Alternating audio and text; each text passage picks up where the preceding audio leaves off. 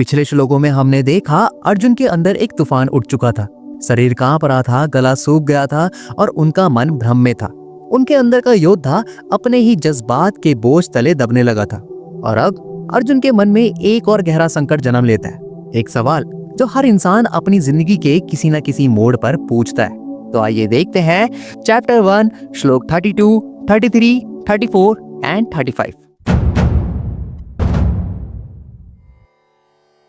न कांक्षे विजयं कृष्ण न च राज्यं सुखानि च किं नो राज्येन गोविन्द किं भोगैर्जीवितेन वा येषामर्थे कांक्षितं नो राज्यं भोगः सुखानि च त इमेव स्थिता युद्धे प्राणास्त्यक्त्वा धनानि च आचार्यः पितरः पौत्रास्तथैव च पितामहः मातुला श्वशुरा पौत्रा शाला संबंधिनस्तथा एतान् हन्तुमिच्छामि न तोऽपि मधुसूदन अपि त्रैलोक्यराज्यस्य हेतु किं नु मही कृते।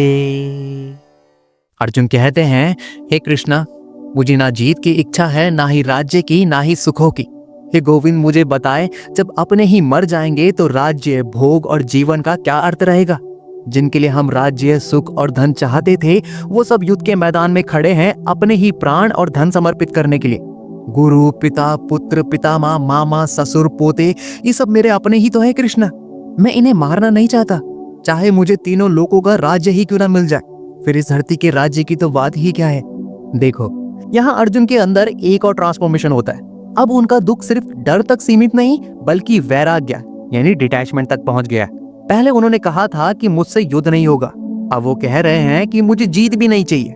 ये मूवमेंट भगवत गीता के पहले अध्याय का सबसे इमोशनल और स्पिरिचुअल मूवमेंट है, जब अर्जुन का ईगो डिसॉल्व होने लगता है।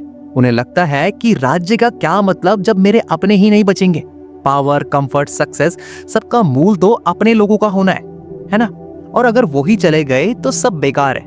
यहाँ एक यूनिवर्सल सच छुपा है, success losses meaning when love and connection are lost.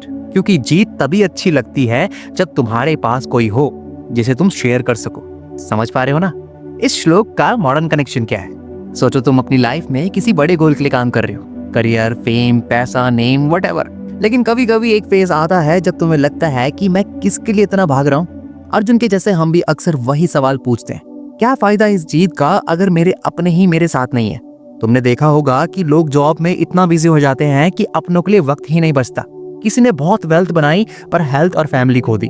कोई सक्सेस के शिखर पर पहुंच गया पर अंदर से खोखला लगता है। अर्जुन के मन में भी यही गिल्ट और रियलाइजेशन जाग गया था। उन्हें लगा कि अगर मैं ये युद्ध जीत भी गया तो किसके साथ उस जीत का सुख बांटूंगा। और यही स्पिरिचुअल बर्नआउट होता है, जब इंसान समझता है कि जीत ही सब कुछ नहीं होती है कि नहीं। तो हमें क्या सीख मिलती है। पहला, real success is meaningful only when shared. जीत, पैसा, पोजीशन सब बेकार है अगर तुम्हारे पास कोई नहीं है जिससे तुम शेयर कर सको। लाइफ में रिलेशनशिप्स और लव सबसे बड़े एसेट्स है। दूसरा, डिटैचमेंट से क्लैरिटी आती है। कभी कभी जब हम सब कुछ पाने की जुनून में उलझ जाते हैं तो थोड़ा डिटैच होकर देखना जरूरी है। तभी समझ आता है कि मैं ये सब किसके लिए कर रहा हूँ। तीसरा, empathy is strength not weakness. Arjun की करुणा उनकी वीकनेस नहीं थी, वो उनके दिल की गहराइयां दिखाती है। मॉडर्न दुनिया में हम समझते हैं कि इमोशंस हमें कमजोर बनाते हैं, पर सच ये है कि जो फील करता है वही सच में जीता है। चौथा, जीत से ज्यादा जरूरी है अंदर की शांति। अर्जुन को लगा कि जीत कर भी अगर गिल्ट और दुख मिला तो वो जीत किस काम की। ऐसे ही हमारे डिसीजन भी होने चाहिए जो अंदर से सुकून लाए, सिर्फ रिजल्ट नहीं। समझ रहे हो ना। I hope you get it. तो अब अर्जुन अपने इमोशंस में पूरी तरह डूब चुके हैं। उनके लिए युद्ध अब सिर्फ तलवारों का संघर्ष नहीं बल्कि इनर स्ट्रगल बन गया। वो अब अपने धर्म और दया के बीच टूट रहे हैं और उनका मन और भी कमजोर होने लगता है। लेकिन इसी कमजोरी के बीच एक नई अवेकनिंग की शुरुआत होने वाली है। क्या अर्जुन अपने डर और करुणा के बीच कोई राह ढूंढ पाएंगे या उनके संकट और गहरे हो जाएंगे, जानेंगे अगले श्लोकों में। अगर आपको ये वीडियो मीनिंगफुल लगी हो तो लाइक शेयर करना बिल्कुल ना भूलें। और अगर आपने पिछली वीडियोस नहीं देखी तो प्लीज उन्हें जरूर चेकआउट करें। मेरे साथ जुड़े रहें। फिर मिलेंगे नेक्स्ट वीडियो के साथ। जय श्री हरि।